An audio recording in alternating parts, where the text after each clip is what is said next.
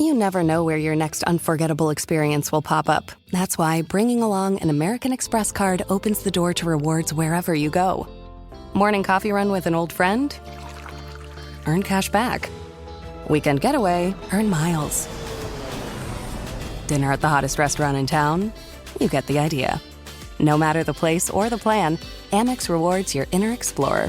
Learn about card options at americanexpress.com. Terms apply.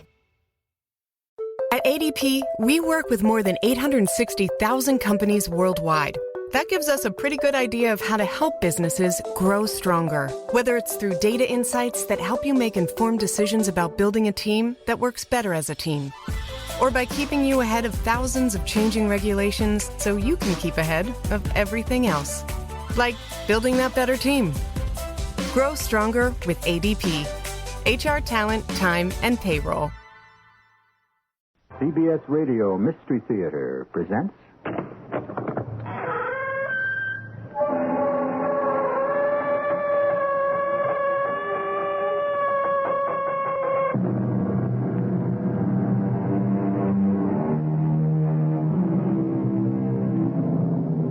Come in. Welcome. I'm E.G. Marshall. To watch a great and noble person fall from heights because of some very human flaw in his character can relieve us of pent-up emotions, soften sometimes our own disturbing problems. The ancient Greeks had a word for it, as they did for so many other things. They called it catharsis, a relief, a purging of emotions. Perhaps the story you're about to hear may have that effect on you.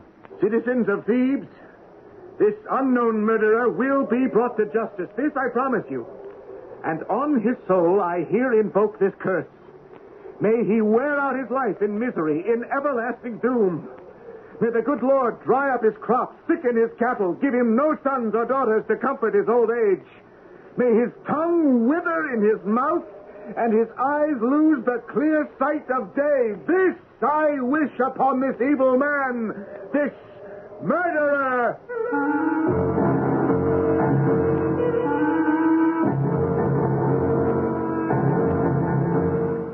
Our mystery drama, So Shall Ye Reap, was adapted from one of the greatest tragedies of all time, Oedipus the King, by the ancient Greek playwright Sophocles.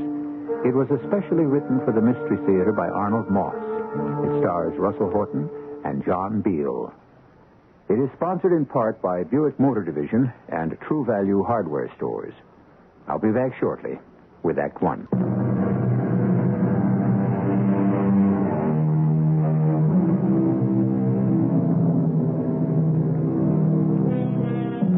The year was 1851. The rugged mountain country and wide plains of New Mexico had just become a territory of the United States. For more than 300 years, it had been the storehouse of Pueblo, Navajo, Zuni, and other old Indian cultures. Then the earliest gold-seeking Spaniards came and added their rich legacy to the land. In the grasslands where huge buffalo herds still thunder, Don Eddie Po Baca, a member of one of New Mexico's first families, is the alcalde, the mayor of the town of Thebes. Don Eddie Po has summoned his deputy, Don Cristiano, to question him about a matter of the greatest concern to the city. What new developments, if any, are there, Cristiano? We know nothing more today than we knew yesterday. The doctors from the capital, they came? They came. They looked. They helped us not at all, Don Edipo. They had no explanation for what's happening. None. Some things, they said, go far beyond the knowledge of their training, of their medicine. And this is one of them, they told me. And in the town? Enough to break one's heart. Within the marketplace, the people sit, the old ones and the children, with garlands of flowers around their necks and heads. They sit facing the cathedral, praying that this terror will depart. Their prayers, they go unanswered. A blight has fallen on all fruitful plants. A blight is on the cattle of the fields. A blight is on our women, so that they bear no children. And every day, Black Death grows richer, despite the lamentations and the prayers. You must do something, Oedipus. The people look to you. The city must be saved from this dread pestilence. You are their strength. If only I could find the means to save it. How many more were there that died today, Don Cristiano? 5. 4 children. 1 old woman. I've sent for doctors. They're useless. I've prayed and lighted candles for some guidance, for a wise word from God, but I hear nothing. I'm helpless. The strange thing is that outside the limits of the town, everything is flourishing. This plague stops at the borders of our city. Goes no further. How do we explain that? And most important, what do we do next? We've tried all else. If you'll permit me to suggest... Yes? Would you allow me to bring you a person who might come up with a solution? What person, Cristiano? Who might that be? You've heard me speak of the old Zuni Indian, Teracio. Teracio, that blind old charlatan. He's a fool. The old man may be blind, but he's no fool. The Zunis are among the oldest tribes in all New Mexico. They know the land better than most. Teracio is the oldest living one among them. More than 100 years, they say. Though blind, he has a reputation for seeing things no other man can see. He may know the cause of this dread pestilence and how to end it. I see it as a waste of time. But call him Cristiano if you must. Yes, let him come.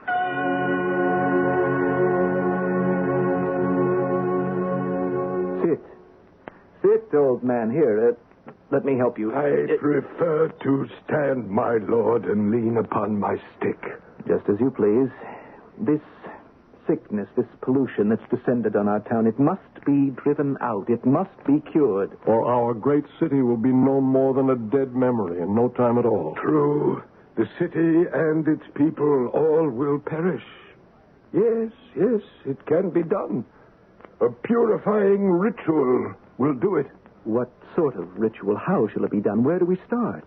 At the beginning, my lord Eddie Po. How? You start by banishing a man from this our city, by seeing that a murder is brought to justice, perhaps by even shedding blood for blood. Who is this man you would banish? My lord, before you were the mayor of this city, long before, there was another man who was its leader, a great man all the people loved. His name was Don Luis. Don Luis Chaco? The very same. Luis, who was the husband of my present wife, Yocasta. But he was killed 20 years ago, on a dark night, somewhere in the desert. A place called Tres Caminos, a place where 3 roads met some 20 years ago. I've heard the story many times. That night, as he rode home from an unspoken mission, he was pounced upon by an unknown assailant, probably drunk, on his way back from a fandango or some other kind of party. A struggle must have followed. Don Luis was killed. The murderer escaped. Come, old man. What has this to do with what we called you for? Since that black night, this murder of Luis, your wife's first husband, remains a mystery, unsolved. And you suggest... Search for Luis's murderer, make him admit his crime, bring him to justice, and when you do, this plague, this dreaded epidemic, will be ended. That's your solution? Yes, good Lord Oedipo. Oedipo, no! What is that? Payment for your advice. Now, go. You toss your silver coins at me. I would not deign to stoop and pick them up even if I had eyes to see them. Then let them lie just where they are, you dreaming windbag. You and your weird riddles, you're an old fool. You know nothing. Oedipo, don't speak to him that way. So you may think, Don Oedipo. The people of Thebes think otherwise. Just one last word. My eyes can't see, but yours, Don Oedipo, are blinder still. Before too many days go by, you will learn secrets that will shatter you, destroy your soul completely. With your permission, lords, I take my leave. Donna Yocasta, you must hold still. Forgive me, Cora. For me to take these long, sharp golden pins out of your hair and brush and comb that hair before you go to bed, you must sit still. Of course. I've combed your hair since you were in your teens. You fidgeted then, you fidget now. Forgive me. Oh, how gloriously the silver in your hair blends with the black. I wish there were less silver and more black. It tells the world that I am no longer young. Don Oedipus says you are young and beautiful. I've heard him say so. He just says that to make me think his being years younger than his wife makes little difference to him. It makes no difference. Else why would he have married you? Perhaps, Cora. Perhaps. There, now your hair is done. Look into the glass.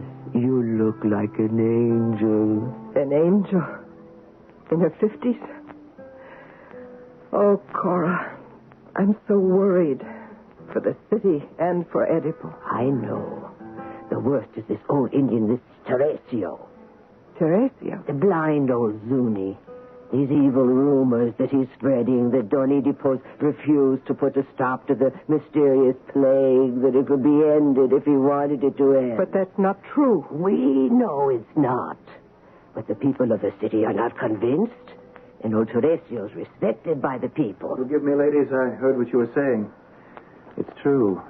The old man stirring trouble. Why do you let him? With your permission, I will leave you both. Why? Because I have no means to stop him, that's why. But let him talk. And yield to all his threats, his so-called warnings? I know about them. Oedipus, we're not back in the Dark Ages. This is 1851. Don't listen to this nonsense. I know. The murder of Luis so many years ago is a case long closed. The police have given up. The murderer just disappeared into thin air. That is that. And yet, Yocasta, there may be something Shut else. your ears to these absurdities. Oedipus, there's something you should know. When I was married to Luis, an old fool like this one came one day, performed some silly ritual, and predicted that the time would come. It was Luis's fate, he said, when he would die a victim at the hands of his own son, a son yet to be born to Luis and me. Why do you speak of this now? Because Luis heeded all this rubbish, just as you do with this Teracio. And when our son was born, Luis surrendered to his fears and superstitions, insisted that our newborn son be put to death. I pleaded with him not to do so. In vain. The child was taken from me and was never seen again, nor heard of. But what has this to do with us, Yocasta? Because of Don Luis's faith in witchcraft, I lost my son. And as it turned out, all was wasted. All unnecessary. Luis did not come to death at his son's hand. That's just the point. He was slain by a drunken bandit all those years ago at Tres Caminos. The place where three roads meet. And that is why I tell you not to listen to this ancient quack Teracio. It cannot lead to good. We'll find some other way to end this plague. I think I begin to see what this may be about. What do you see? Cristiano brought this old mumbler to me, this 100-year-old idiot with his prophecies, in order... Cristiano? It might well be a plot of Cristiano's. He's always envied me. I've never trusted him. Edipo, how could you think... Tomorrow morning, I'll announce that at midday the entire population of the city, those that have thus far survived, will gather in the marketplace. With what in mind? To listen to a proclamation I will make. What will you say? You will be there beside me, dear Yocasta, at the stroke of noon. And so will Cristiano.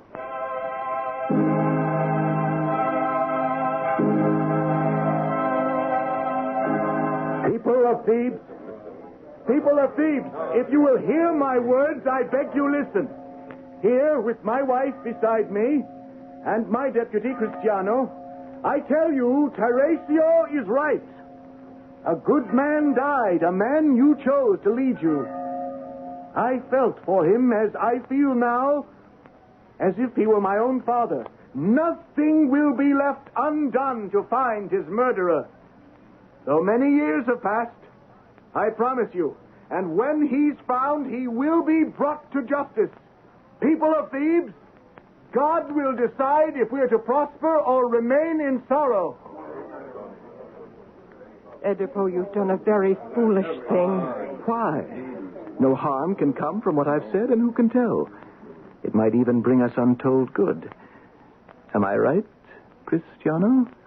Let us hope so, Edipo. Let us hope you will have nothing to regret.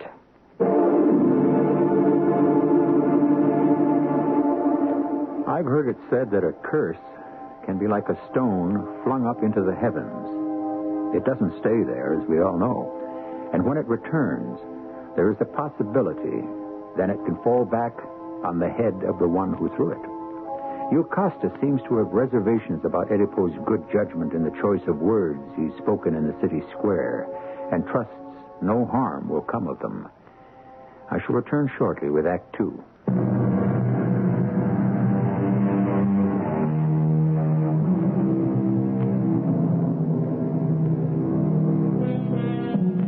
A prophet is not without honor, save in his own country and in his own house. So the scriptures tell us. The blind centenarian Teracio has foretold the end of the pestilence that plagues the town of Thebes in the New Mexico of 1851. That will happen, he says, when the name of a man guilty of a 20-year-old murder is revealed. How much weight Don Eddie Po Baca, mayor of Thebes, gives to this strange prophecy still remains to be seen. Augusta, we've been riding for an hour or more. Aren't you a little tired? Why? Because I'm 20 years older than you? Oh, you silly, beautiful wife. Stop talking nonsense. I thought it might be good to get away from town for just a bit. Of course. I'll tie the horses. Oedipo, may we talk about what happened in the plaza? At noon today? Why not? Why did you tell the people what you did? That old Zuni warrior, Teracio, is leading all the people to believe that I, in some odd way, was implicated in the murder of Luis. Why should the old man be so anxious to connect you with the murder, if that, in fact, is what he's doing? I could be wrong, Yocasta. I think this is a plot of Cristiano's to pin his crime on me. Cristiano? My worthy deputy himself. He's always envied everything I've done. You think that Cristiano could be Who so... brought old Teracio in to see me, threaten me? Cristiano. Who brought the doctors from the capital, the eminent doctors, incapable of finding any cause or any cure to all our troubles? Cristiano. No, my dear Yocasta, I don't trust him. What's more, tonight, when we return, it's my intention to have a little talk with good Don Cristiano. Just the two of us.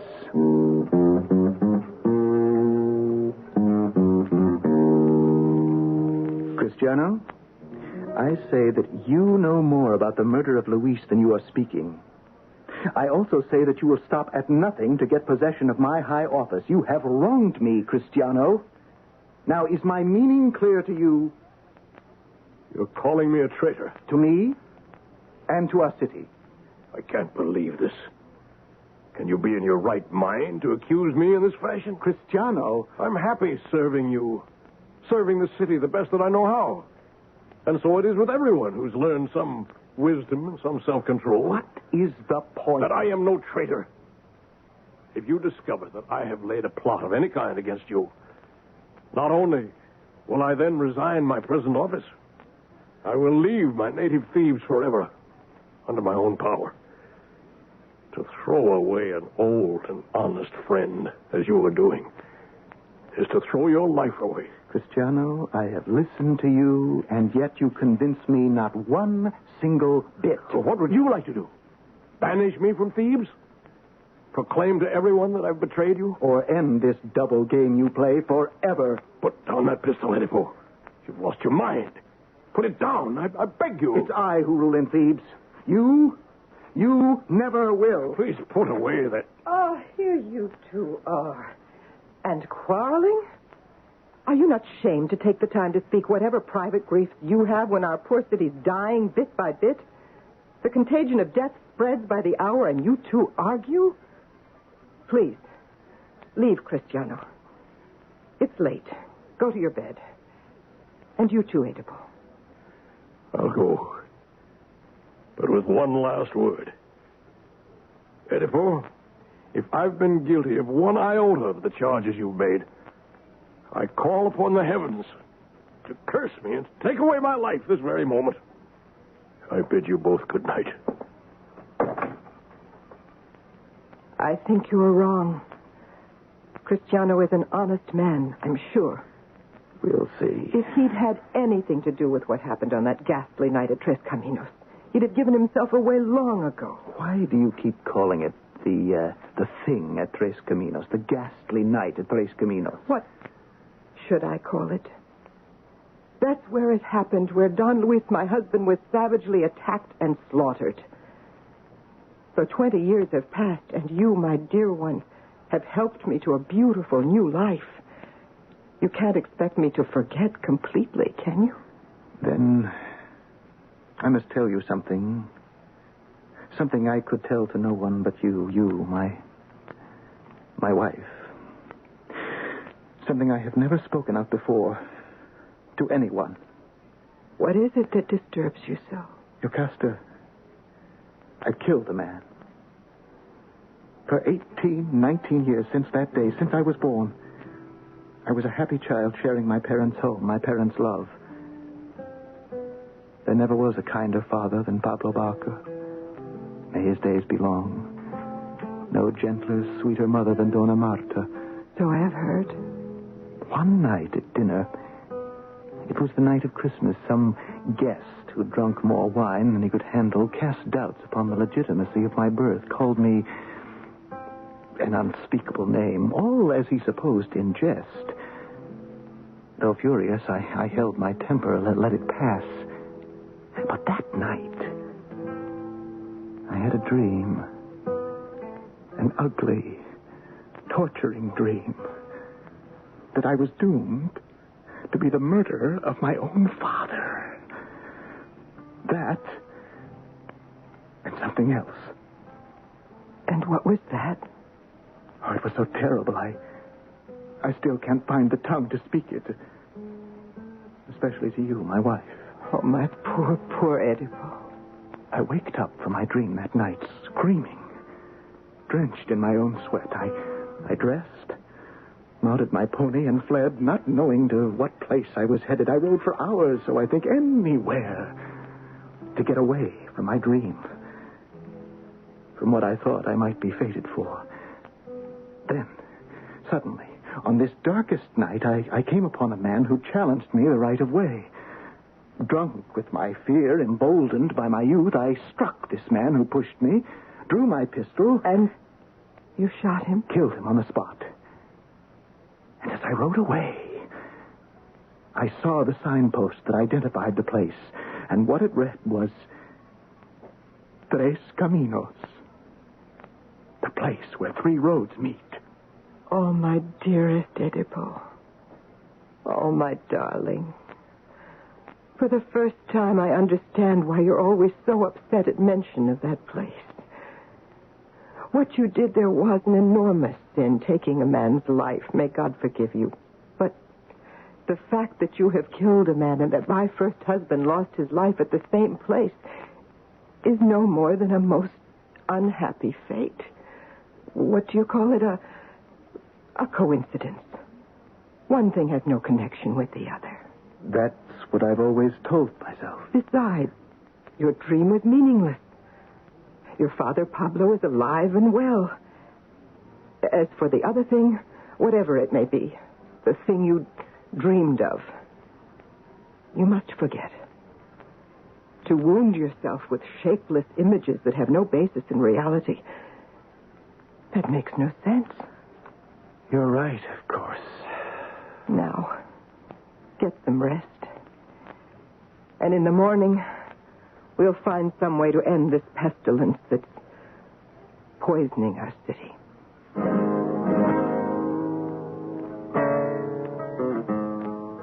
Another cup of chocolate, Senor Alcalde? No, thank you, Cora. I've had enough.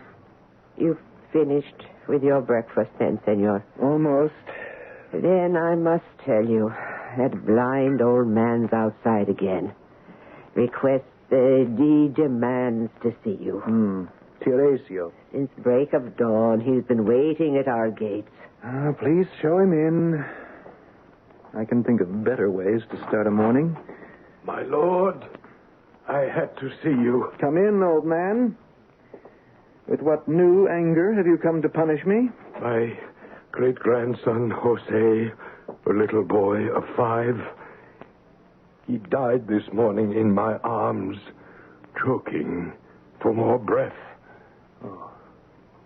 My heart is heavy for your sorrow. This plague that curses our good city must be ended once and for all. Just tell me how. With sorcery like yours, with incantations? I've planted prayer sticks up on top of Thunder Mountain, where Zunis go in times of trouble. I have pleaded with the spirits, but they close their ears to me. Now it is up to you, Don Edipo. Jose's death is on your head. You listen to me, my ancient one. Even if I believe that naming the assassin of Luis could dissipate this death that settled on our city, I have not the slightest clue to his identity. Where, after 20 years, does one begin? He may be dead by now. I know that he is alive, this murderer. He is here among us. Here, in Thebes? In Thebes. Where is he, then? Give me his name, Teracio. It were better if the man came forth of his own free will, confessed his crime from his own heart. If you know this wretch's name and you refuse to speak it, you're as guilty of prolonging this curse upon our city as you say I am. Not quite. Here, I turn you round. Here is the door you entered by. Here is the door from which you will depart. Leave. Out of my house at once. Before I go, I put this in your hand. What is it? A small memento of a time long past, a little amulet of turquoise. I found it once upon a mountaintop. I have still one more gift for you. I go to get it. I return. Till soon. I wish you a good morning, Lord. I'm sorry. I had no way of knowing you were at the door. Good morning to you, old woman. I came to get your breakfast dishes. Yes, take them. Old woman, indeed. Is he still threatening you, Don Edipo? I don't pay him all that much attention. Don Edipo? If I may ask, what is that you're holding in your hand? Oh, he gave it to me. May I see it? Yes, it's a protective charm of some sort. The Zunis use it as a means to ward off evil. You've seen this sort of thing before, I'm sure. Here, take it. Oh, no. Oh, no, this cannot be. Oh, Edipo, unhappy Edipo. What is it? Cora, tell me, what's wrong? It looks identical to one I held here in my hand some 40 years ago. This string of beads. There just could not be two of them. Did he say where he got it? He didn't, but when he returns, I'll ask him. I'm not really sure. I want to know. Why not? There are some questions that should never have an answer. This, Don Edipo, may be one of them.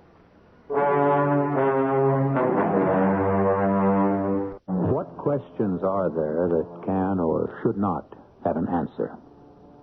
Oftentimes, in the words of William Shakespeare, the instruments of darkness tell us truths to betray us in deepest consequence. Some dark and secret truth seems to be hidden in a little string of beads. What fears are there that those beads generate? And why does Cora hesitate to speak? I'll be back shortly with Act 3.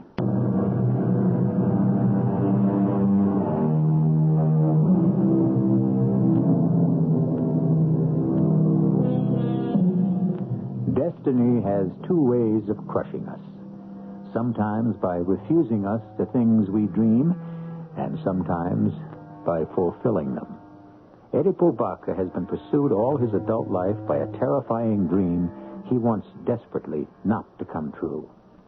As he handles a string of curious Indian beads, he fights against believing that a man's destiny is never in the hands of the man himself. It's no more than a string of sky blue-colored beads. Why should it upset you so, Yocasta? Because I had one like it once. But there must be dozens like this one. No, Oedipus. I'd not forget it. Please believe me.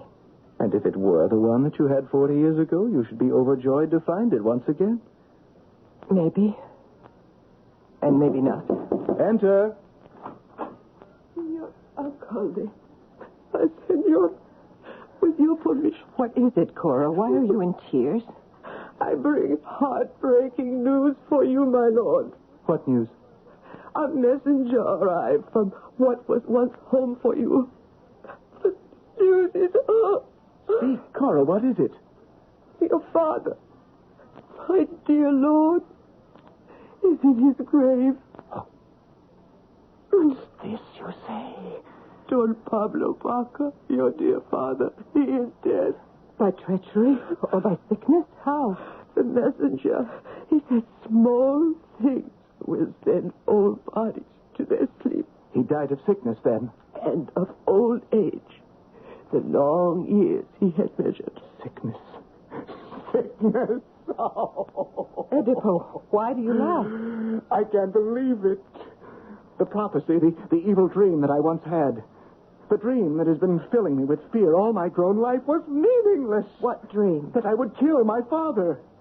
That murder of my own father was my fate, Cora. Senor. Oh, you bring welcome news, oh comfortable Cora.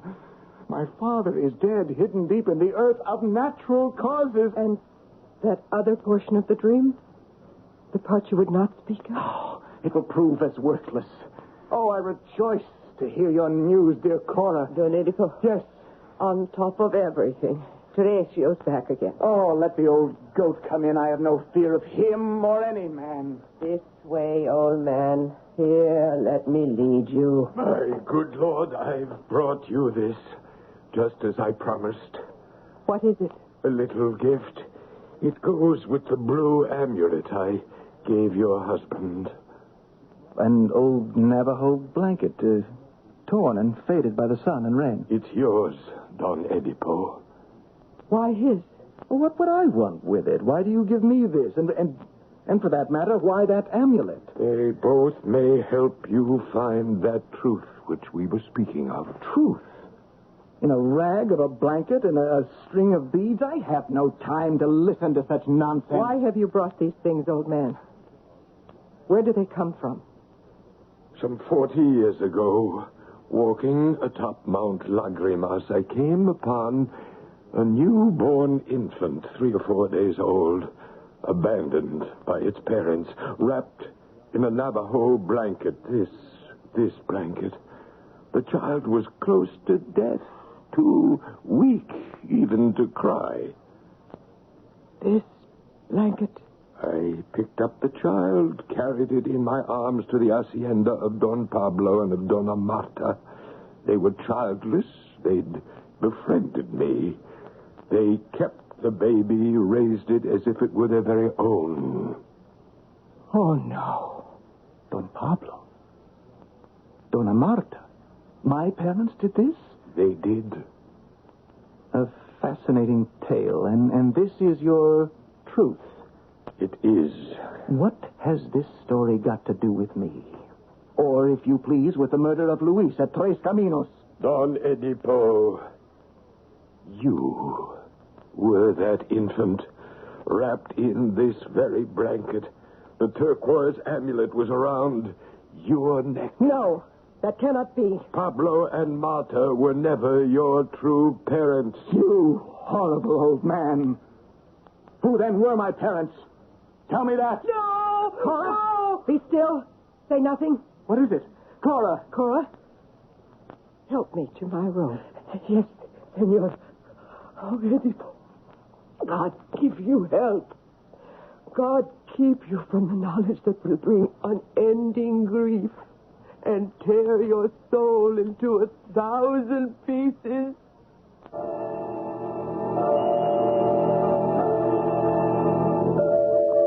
I hope you will consider this most serious. What is it? Please read it. Very distinguished and most honorable Sir Don Eddie Po Baca, Mayor of Cristiano. This is your resignation as my deputy. It's what you wanted. I beg you to accept it. No, Cristiano. I cannot. Listen to me. I'm almost at the end of a long tether. I'm reaching now for straws. First, this cruel pestilence that's turning Thebes into a city of the dead. Then, the old fool Teracio, who, heaven help me, may be something less than a fool. And finally, something's arisen out of a hideous past which may well turn the future into a sharp dagger that will rip my life to shreds. I need you, Cristiano. I apologize. I think I understand. How may I be of service to you, Oedipo, my friend? What's that? Who's sobbing? Excuse me, Cristiano. Cora, what are you doing here, hunched up on the cold tiles outside my door? Why do you weep? I never thought the words would pass my lips. But you must learn the truth, Don Eddie Po. With your permission, Oedipo, I'll leave. What is this truth you speak of, Cora? Will you stop blubbering, old woman? Speak. You know, I served your caste all these years from the time she was still a little girl. Yes, I know. I'd put my life down if she asked me to. I know that, too. You knew. She'd had a child by her first husband, that Don Luis, fearing the prediction some soothsayer had made. Yes, the child was placed atop a mountain there to die. These, my hands, cradling the infant boy with the same hands that placed him on Mount Lagrimas, wrapped in that same blanket over there, that same turquoise amulet around its little neck. And what Teracio told me... True. All true. He found the child, gave it to Don Pablo for adoption. And that child, my lord, was you. Then, if that is so... Dona Yocasta asked me to give you this. What is it? The official report, she said, of Don Luis's murder, signed by the police. She bids you read it. As Don Luis Chaco, mayor of Thebes, approached the place that's known as Tres Caminos on Christmas night in the year of our Lord 80... Christmas night. The same night that I left my home. The night I dreamed that I would kill my father. The night I killed a man at Tres Caminos. That man was my father. Oh,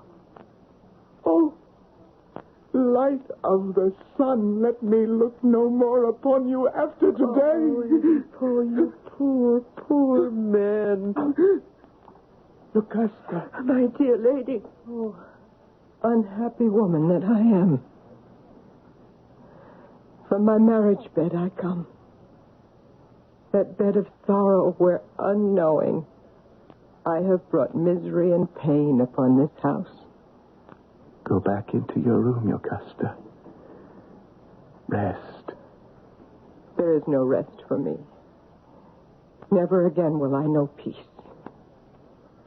Never again the luxury of happiness. Allow me, my lady. Let me take you to your room. No. Stay here, Cora. I only came to look once more on his face. I know the way. I need no help. And the rest of my dream.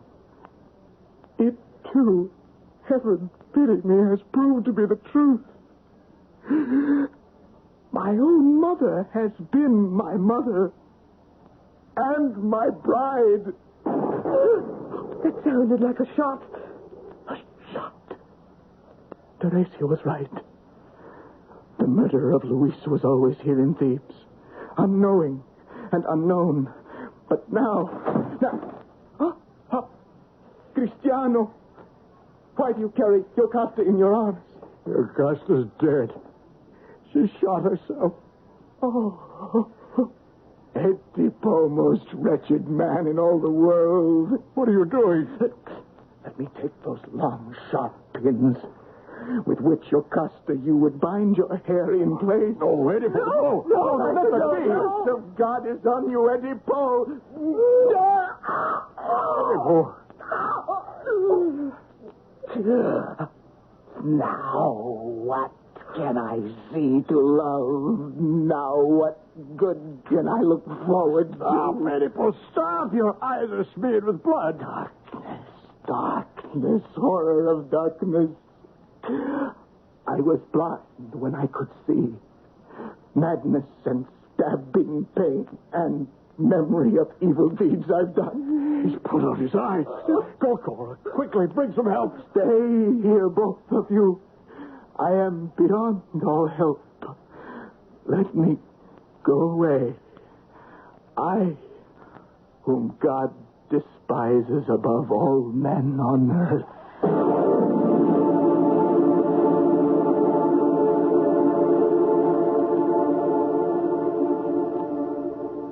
No word of Oedipus? He disappeared in the middle of the night, tapping his way to only the good Lord knows where. No man in this whole city did not envy Oedipus. And now he's swallowed in the deepest sea of black misfortune. Counts no mortal happy, Cora, till he's passed the final limit of his life, secure from pain. Teracio, old man, what is it? Who is it that is speaking? Cristiano. The best of news, Don Cristiano. On this black day, what news is there that can be good? The children of the town are singing.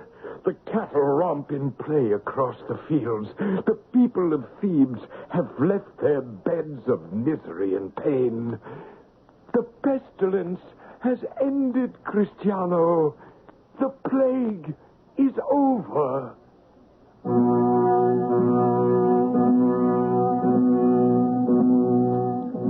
There are those who believe that the strings of the puppets that all men and women are manipulated by unseen hands above us. Do what we will, we are no more than wooden instruments that dangle from our cords, held by the master puppeteer called Fate. I'll return shortly.